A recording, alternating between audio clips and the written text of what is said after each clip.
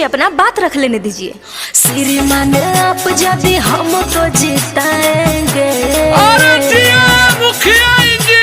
श्रीमान आप यदि हमको जिताएंगे, वोट देके आप लोग नहीं पछताएंगे। आगुआ के सब लोग